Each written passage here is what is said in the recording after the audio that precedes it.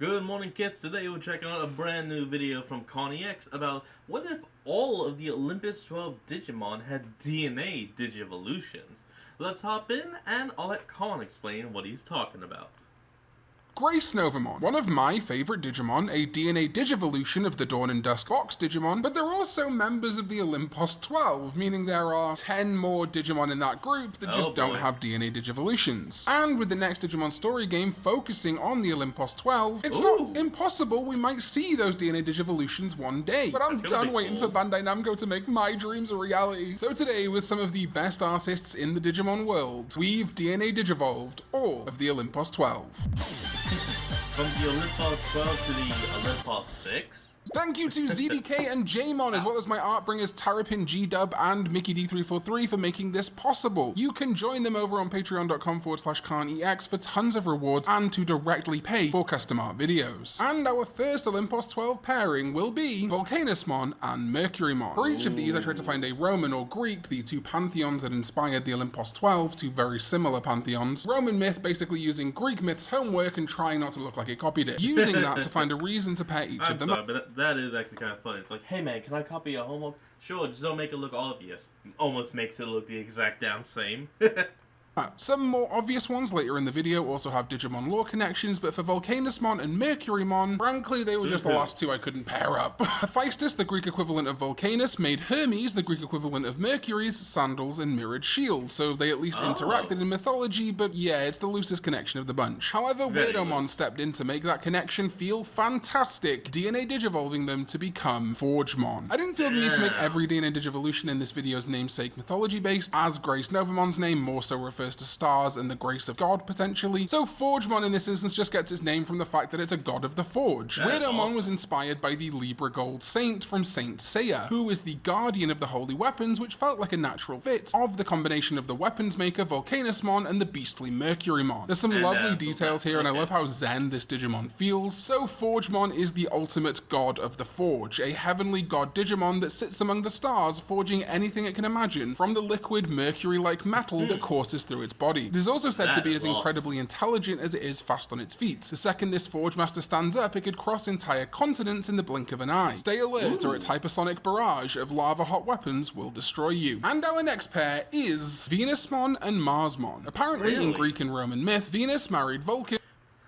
Venus, female, and Mars, male. Okay, now this is gonna be interesting. But cheated on him a lot with Mars, probably actually loving Mars, not Vulcan. Plus, Venus produced no children with Vulcan in Roman myth, so Mars as her lover feels more appropriate for the DNA Digivolution. They did produce kids. HLR took these two lovers and DNA Digivolved them to Harmoniumon, because one of Aphrodite and Ares, aka Venus and Mars, kids is named Harmonia. But HLR also thought it worked as a balance between love and war. In this, Venusmon very much leads the DNA Digivolution with Marsmon, using Marsmon's combat prowess and Venusmon's beauty to become a great war commander goddess. HLR also liked how Wonder Woman says love triumphs over war in her movies, which is why Harmoniumon has some Amazon inspiration too. You'll notice Harmoniumon has two fire dolphins either side of her. These combine the fires of Mars, and that dolphins are the symbols of Venus. These digital companions are called Phobos and Deimos, named for the Greek personified spirits of fear, while her two spears that can pierce anything are called Eros and Anteros. In Greek myth, Eros and Anteros were two brothers. Eros used to cause people to fall in love, whereas Anteros, the antithesis of Eros, would cause misfortune to those who spurned or refused the love of others. And all of these are the names of kids of Venus and Mars, so that works out great. Harmoniumon is a powerful god Digimon, a true warrior queen and commander of vicious armies. None who cross her path can deny her beauty, but those who would turn against her love will be swiftly dealt with by her divine discipline. Next, we connected Minervamon and Bacchusmon. I will admit, largely because Minerva and Bacchus are siblings in their mythology, plus both these Digimon have a snake-like appearance. I will acknowledge that Bacchusmon's reference book listing... I mean, technically, he has the snake-like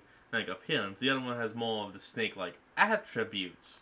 Does make mention of a connection to Ceresmon, which we did consider, but ultimately didn't think Bacchusmon and Ceresmon would produce a cohesive DNA Digivolution. You can totally fight me on this one in the comments, but if you want to see a Bacchusmon and Ceresmon DNA Digivolution in future, you could commission an artist yourself or help contribute to a part 2 of this video. All that said, Nantins took the two snakes to produce Serpenmon, named for the constellation Serpens, the serpent. It felt appropriate that an ally to Grace Novamon would have a similarly celestial name. Nantins was inspired by the fact Minervamon seems to be in costume in a way, with the snake helmet being a key point to that end. So Nantins wanted to combine that idea with the existing body and the optical illusion that Bacchusmon has of appearing to have another face. This manifests, as you can see, with this obvious snake woman design, but on her hair you can see the purple and gold details form snake eyes, and on her bodice and waist are a top set and bottom set of fangs, overall forming the face of a snake. February was also Carnival month in Nantin's country, and to quote, I found a lot of inspiration from that to combine the two. Carnival is an event where it's very common to use animals as costumes, so I was very inspired to mix that with Digimon, and I think it came together very well. Minervamon Oh yeah, no, he's right. That came together perfectly. Bacchusmon, while similar, are also very different, so I really love how Serpentmon came together. Serpentmon is a much-loved warrior god Digimon, but also a party animal, famed for the drinking it inherited from Bacchusmon. Serpentmon loves to party, and can even produce its own alcohol. However, if you imbibe too much of this, it can kill you. When this Digimon is in a bad mood, usually from a hangover, if you get on its wrong side, it unleashes a fevered barrage of blows with its upgraded Olympia Max sword, known as the Snake Strike Roll. Next, I paired up Neptunemon and Ceresmon. Neptune and Ceres have some fun connections, the two regularly bumped uglies producing offspring. This is what inspired Next Digimon to bring them together to create Arianmon. Next Digimon, similarly to HLR and Harmoniamon, had the idea to use some of the children of Neptune and Ceres as a base. And funnily, one of their children is a horse named Arian. Arian's twin sister is a human goddess of winter and frost, which Next Digimon thought was too far from the core concept Ceresmon and Neptunemon have, so she went with Arian. To connect the nature theme of Ceresmon and the sea theme of Neptunemon, Arianmon is in the shape of a leafy sea dragon that are literally connected to sea horses, a nice merging of ideas there. Even if Ceresmon I know is a bird, its overall design is a seahorse, a leafy sea dragon, but also it can fly like a bird. Arianmon is a god of the sea and land. Capable of propelling itself so swiftly through the ocean, it can also glide through the air for days at a time. The seawater coursing through its body produces incredibly rare flowers that bear fruit on its body. These fruits are so delicious it can bring joy to any that sample it. It's also a fantastic warrior though, that bears hatred to all that would damage the earth and pollute the seas. Stand back, its Forest of Atlantis takes no prisoners. And that brings us to Junomon and Jupitermon, a natural DNA Digivolution pair, as they are said to be lovers in their Digimon reference book listings, which reflects their Roman and Greek mythology basis also being lovers. So Rubix came aboard to fuse them into Bellonamon, taking inspiration again from a offspring of these two gods, Bellona, who is a sort of war goddess. Junomon's animal is the peacock, and Jupitermon, hold on, according from what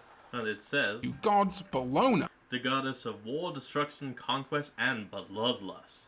So, yeah, that's gotta be a daughter of someone. Who is a sort of war goddess. Junomon's animal is the peacock, and Jupitermon's is the owl, so Rubix fused those elements together, which is what informed the owl-like helmet and peacock-like winged cape of this supreme god Digimon. I think Rubix has nailed the brief here, combining the two gods into something that feels appropriate and powerful, a true god of gods. I did consider the idea of also doing a hysteric/wrath mode-based version of Bellonamon, however I took cues from Grace Novamon on this. If it's supposed to be the true fusing of Dianamon and Apollomon, that's likely why we've never seen a Grace Novamon whispered mode like Apollomon got whispered mode in Cross Wars. So for Bellonamon, the same is true. The wrath and hysteria of the gods has been purged, leaving only a confident and honorable warrior god. Sitting high on its throne in the Iliad server, But as most shows would say, when something is made of pure goodness, all that evil has to have gone somewhere.